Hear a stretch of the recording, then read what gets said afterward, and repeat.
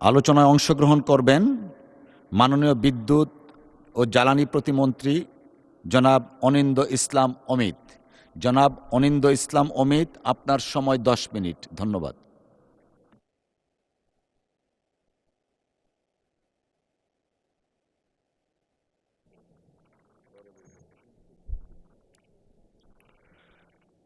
বিসমিল্লাহির রহমানির রহিম। ধন্যবাদ মাননীয় স্পিকার। আজকে জরুরি জনগুরুত্বপূর্ণ একটি বিষয়ে মাননীয় বিরোধী দলীয় নেতা একটি নোটিশ উপস্থাপন করেছেন। তার সপক্ষে উনি প্রারম্ভিক বক্তব্য রেখেছেন। আমি প্রারম্ভিক বক্তব্য রাখব। সবশেষে আমাদের মন্ত্রণালয়ের মাননীয় মন্ত্রী জনাব ইকবাল হাসান মাহমুদ সমাপনী বক্তব্য রাখবেন। মাননীয় স্পিকার, আপনার মাধ্যমে আমি এ মহান জাতীয় সংসদে দেশের জ্বালানি তেলের সরবরাহ, মজুদ, বিতরণ ব্যবস্থা এবং সাম্প্রতিক বৈশ্বিক অস্থিরতার প্রেক্ষাপটে সরকারের গৃহীত পদক্ষেপ সম্পর্কে কিছু বিষয় উপস্থাপন করতে চাই। সাম্প্রতিক সময় বিরোধী দল এ বিষয়ে কিছু অভিযোগ ও প্রশ্ন উত্থাপন করেছেন। আমি দায়িত্বের সঙ্গে বলতে চাই, বাস্তব পরিস্থিতি, পরিসংখ্যান, মাঠ পর্যায়ের তথ্য এবং সরকারের কার্যক্রম বিবেচনা করলে স্পষ্ট হবে যে সরকার শুরু থেকেই অত্যন্ত সতর্কতা, দায়িত্বশীলতা এবং দূরদর্শিতার সঙ্গে পরিস্থিতি মোকাবেলা করে আসছে। মাননীয় স্পিকার, 28শে ফেব্রুয়ারি 2026 তারিখে ইরান, মার্কিন যুক্তরাষ্ট্র, ইসরায়েলকে কেন্দ্র করে যে সংঘাত শুরু হয় মধ্যপ্রাচ্যে এবং পরবর্তীতে হরমুজ প্রণালী কার্যত অকার্যকর এবং ঝুঁকিপূর্ণ হয়ে পড়ায় বৈশ্বিক জ্বালানি সরবরাহ ব্যবস্থায় ব্যাপক অনিশ্চয়তা সৃষ্টি হয়। আমাদের দেশের আমদানিকৃত জ্বালানির সিংহভাগ উপসাগরীয় অঞ্চলের দেশসমূহ থেকে আসে।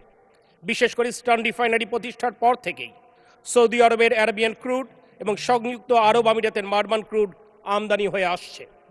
কিন্তু হরমুজ প্রণালী কেন্দ্রিক সংকটের ফলে ওই সব উৎস থেকে জাহাজ চলাচল, লোডিং ও পরিবহন ব্যবস্থা বিঘ্নিত হয়। ফলে জ্বালানি তেলের প্রাপ্যতা এবং সরবরাহ শৃঙ্খলে চাপ তৈরি হয়।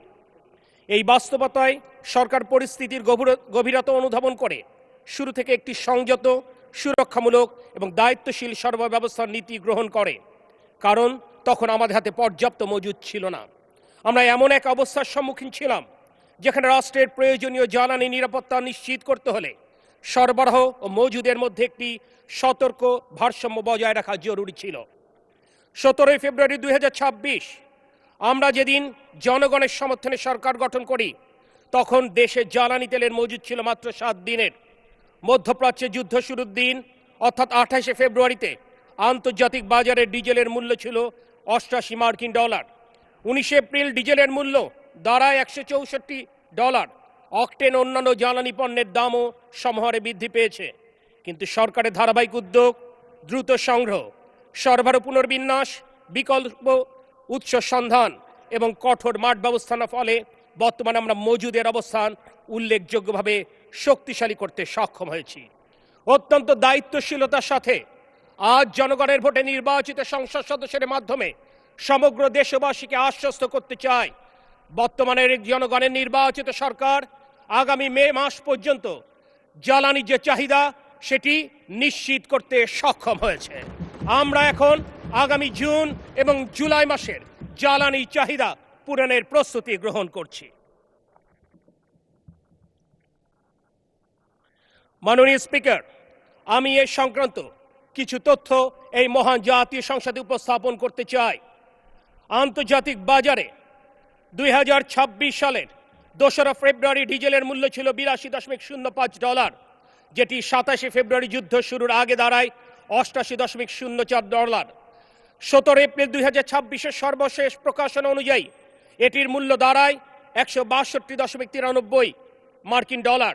আর 1 এপ্রিল থেকে 17 এপ্রিল 2026 এখানে যদি গড় মূল্য বিবেচনা করা হয় তাহলে এটির মূল্য দাঁড়ায় $208.74, যেটি মার্চে গড় মূল্য ছিল $186.59। অর্থাৎ যুদ্ধ শুরুর পর ডিজেলের মূল্য বৃদ্ধি পেয়েছে আন্তর্জাতিক বাজারে 142.73%, অকটেন সেখানে 72.23%, জেট ফুয়েল 143.08% বৃদ্ধি পেয়েছে।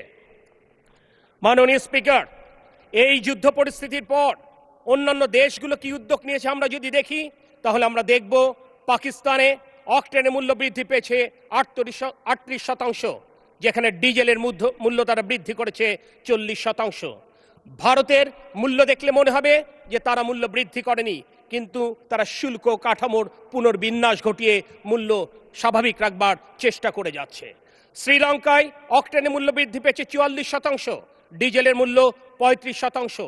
একইভাবে অবাক করা কথা যে মার্কিন যুক্তরাষ্ট্রে বিশাল তেলের মজুত নিয়েছে সেই যুক্তরাষ্ট্র আজকে তার অকটেন মূল্য বৃদ্ধি পেয়েছে 50% এবং ডিজেলের মূল্য বৃদ্ধি পেয়েছে 50%। সেখানে আমাদের এই প্রিয় মাতৃভূমি বাংলাদেশে আন্তর্জাতিক বাজারের সাথে সমন্বয় রেখে মাত্র আমরা পেট্রোল ডিজেল অকটেনের মূল্য 10 থেকে মাত্র 16% বৃদ্ধি করেছি।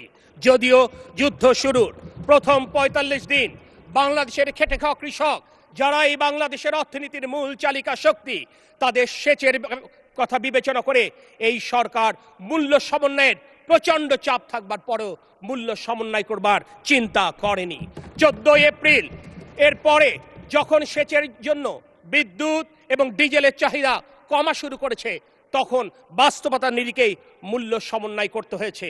সমালোচকেরা অনেক কথা বলতে পারেন, কিন্তু যদি এই মূল্য সমন্বয় আমরা না করতাম তাহলে আলটিমেটলি এই দেশের খেটে খাওয়া কৃষকের জন্য ভর্তুকি মূল্যে সার, বীজ, কীটনাশক সরবরাহ করা সম্ভব হতো না। এদেশের প্রান্তিক জনগোষ্ঠী যারা সরকারি হাসপাতালে চিকিৎসা গ্রহণ করে, তাদের জন্য বিনামূল্যে ঔষধ সরবরাহ করা সম্ভব হতো না। আজকের মাননীয় প্রধানমন্ত্রী যে উদ্যোগ গ্রহণ করেছেন, আমাদের ছোট ছোট বাচ্চাদের জন্য প্রাথমিক বিদ্যালয়ে যারা পড়ালেখা করেন তাদেরকে বিনামূল্যে স্কুল ড্রেস এবং স্কুল ব্যাগ দেবার এই কর্মসূচিও বাধাগ্রস্ত হতো।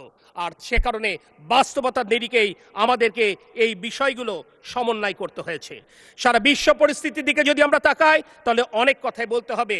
যেহেতু সময় সংক্ষেপ, আমি বেশি কিছু বলবো না। প্রশ্ন উঠবে, সরকার যদি এত কিছু করে থাকে তাহলে কেন এই সমস্যা এই প্রলম্বিত হচ্ছে? আমি দায়িত্বশীলতার সাথে বলতে চাই, পেট্রোল পাম্পে প্রাইভেট কারের লাইন কিংবা বাইকারদের লাইন জ্বালানি ব্যবস্থাপনার প্রকৃত চিত্রে সাক্ষ্য দেয় না। কারণ বাংলাদেশের মোট জ্বালানি চাহিদার অকটেন মাত্র 5.5% প্রতিনিধিত্ব করে, যেখানে পেট্রোল 6% প্রতিনিধিত্ব করে। অর্থাৎ 88% গ্রাহকের চাহিদা নিয়ে কিন্তু অদ্যাবধি কোনো প্রশ্ন উত্থাপিত হয়নি। এরপরেও আমরা কিন্তু বিভিন্ন জায়গায় বিভিন্ন সমস্যা আমরা লক্ষ্য করছি। এ ব্যাপারে আমি কিছু পেপার কাটিং আমি আপনাদের সামনে উপস্থাপন করতে চাই।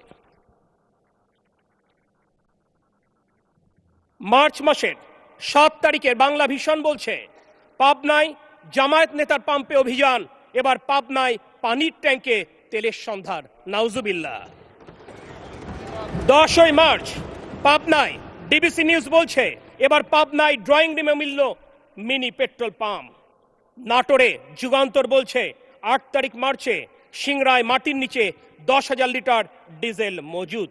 একইভাবে মার্চের 12 তারিখে ইনকিলাব বলছে, পাম্পে হাহাকার, চড়া দামে কালোবাজার সয়লাভ। নীলফামারীতে 18 তারিখের ঘটনা এপ্রিলের, কাভার্ড ভ্যানে গোপন ফিলিং স্টেশন, অ্যাম্বুলেন্সে করে জ্বালানি তেল পাচার। কুষ্টিয়ার এপ্রিলের 8 তারিখের সংবাদ ঢাকা মেইল বলছে, কুষ্টিয়ার রফিক ফিলিং স্টেশনে তেল পাচার নিয়ে সংঘর্ষ, আহত 7। এভাবেই চুয়াডাঙ্গায় অবৈধ তেলের মজুদ, ব্যবসায়ীকে কারাদণ্ড, অবৈধ জ্বালানি তেল মজুদের হিড়িক, অভিযানে জব্দ, তেল নেই সাইনবোর্ডের আড়ালে অবৈধ মজুদ, ধরা পড়ল যমুনা টিভির ক্যামেরায়। এরকম অজস্র সংবাদ আমাদের দৃষ্টিগোচর হয়। অবাক বিস্ময় আজ মানব জমিন পত্রিকায় দিয়েছে, অনলাইনে তেলের কালোবাজারি 300 চক্র। যেখানে অনলাইনে পেট্রোল পাম্পে যেখানে লম্বা লাইন, সেখানে অনলাইনে আমরা দেখতে পাচ্ছি যে 400 থেকে 350 থেকে 400 টাকায় অকটেন বিক্রি হচ্ছে। আমি নিশ্চিত এখানে উপস্থিত আমাদের অত্যন্ত দক্ষ ক্যারিশম্যাটিক মাননীয় স্বরাষ্ট্রমন্ত্রী এ ব্যাপারে নিশ্চয়ই দৃষ্টি দেবেন। আজকে আমি একটি কথা না বললেই নয়। 5ই আগস্ট গণ অভ্যুত্থান পরবর্তী সময়ে আমার সৌভাগ্য হয়েছিল আজকের বিরোধী দলীয় নেতার সাথে আমার প্রিয় জেলা শহর যশোরে সাক্ষাৎ করবার। অত্যন্ত সৌজন্য বিনিময় হয়েছিল। তিনি আমাকে ডাবের পানি দিয়ে আপ্যায়ন করেছিলেন। 1.5 বছর পর যখন সংসদে মাগরিবের নামাজে বিরতিকে একদিন দেখা হলো, আমাকে অবাক করে দিলেন। তিনি আমার নাম বলে সম্বোধন করলেন। একদিকে তার সৌজন্য, আর এইদিকে তার বুদ্ধিমত্তা এবং স্মরণ শক্তিতে আমি বিমোহিত হয়েছিলাম। কিন্তু আমি খুশি হতাম যদি তিনি স্নেহের আলিঙ্গনে আমাকে আলিঙ্গন করে এই সমস্যা সমাধানের জন্য পরামর্শ। সময় শেষ, আপনার স্পিচটা শেষ করুন, এই পার্টটা শুধুমাত্র। দিকে তার পরামর্শে 1 মিনিট। আমি যেমন স্বস্তি পেতাম, ঠিক একইভাবে দেশবাসী উপকৃত হতো। যথার্থই মাননীয় বিরোধী দলীয় নেতা বলেছেন, এটি আজ অভিযোগের বিষয় নয়, এটি কাউকে বিচারের কাঠগড়ায় দাঁড় করাবার বিষয় নয়, এটি সবাই মিলে সমস্যার সমাধানের ব্যাপার। আর তাই আজকে এই মহান জাতীয় সংসদে দাঁড়িয়ে আমি মাননীয় বিরোধী দলীয় নেতার মাধ্যমে এবং আপনার মাধ্যমে সকল সংসদ সদস্য বলতে চাই, যদি আপনাদের কাছে কোনো সুস্পষ্ট পরিকল্পনা থাকে, আমরা সেই পরিকল্পনা গ্রহণ করতে সদা প্রস্তুত।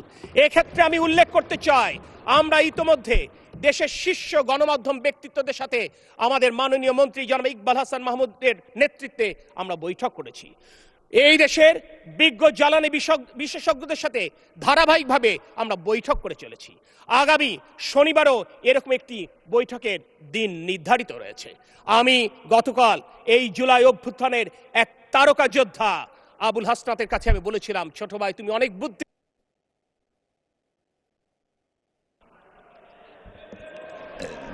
ধন্যবাদ। আচ্ছা, মাননীয় প্রতিমন্ত্রী এই পার্টটা শেষ করেন। 2 মিনিট সময় দেওয়া হলো, আমাদের টাইম কনস্ট্রেইন আছে। আমি কিন্তু তাই আজকে এই কথাটাই বলতে চাই, আমরা প্রতিনিয়ত প্রত্যেকের বুদ্ধি নিচ্ছি, পরামর্শ নিচ্ছি। আপনারা দেখেছেন আমার পরীক্ষামূলকভাবে ফুয়েল পাস আমরা চালু করেছি ঢাকায়, আমরা যেটি সারা বাংলাদেশে ছড়িয়ে দিতে চাই। আমি দায়িত্ব নিয়ে বলছি, প্রত্যেকটা জেলা শহরে কিন্তু জ্বালানির ব্যবস্থাপনার চিত্র অনেক উন্নত হয়েছে। স্থানীয় জেলা প্রশাসন, পুলিশ প্রশাসন অত্যন্ত দায়িত্বশীলতার সাথে তাদের এলাকায় ফুয়েল পাস চালু করে কিন্তু এই ব্যাপারে কিন্তু তারা সুফল লাভ করেছে। আমি নিশ্চিত আগামী শুক্র শনিবারে আমরা অধিকাংশ নিজ নিজ নির্বাচনী এলাকায় ফেরত যাব। নিজ নিজ নির্বাচনী এলাকায় ফিরে গিয়ে যদি আমরা স্থানীয় জেলা প্রশাসন এবং পুলিশ প্রশাসনের সাথে কথা বলে বাস্তব চিত্র সম্পর্কে আমাদের যথার্থ যদি পরামর্শ থেকে আমরা যদি পরামর্শ দেই, নিশ্চয় আগামী সপ্তাহে এই চিত্র আরো পাল্টাবে। আর ঢাকায় ফিরে যদি মনে করেন ওই বাস্তব মাঠের অভিজ্ঞতার আলোকে আমাদেরকে কোনো পরামর্শ দিতে চান, আমি মাননীয় বিরোধী দলের নেতা এবং তার টিমকে আমরা আমাদের মন্ত্রণালয় কিংবা আমাদের মাননীয় মন্ত্রীর অফিস কক্ষে আমরা আমন্ত্রণ জানাচ্ছি। আসতে অসুবিধা থাকলে উনি যদি আমাদেরকে মধ্যাহ্নভোজে দাওয়াত দেন, আমরা সানন্দে আমরা সেটি গ্রহণ করব।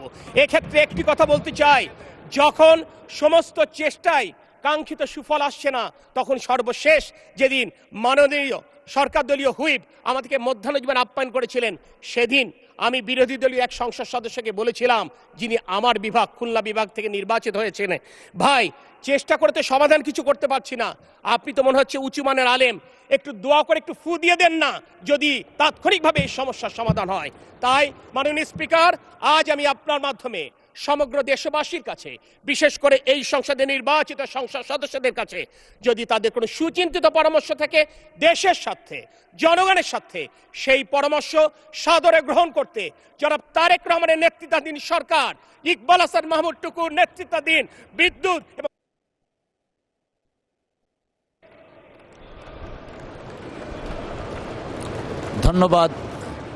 ধন্যবাদ মাননীয় প্রতিমন্ত্রী।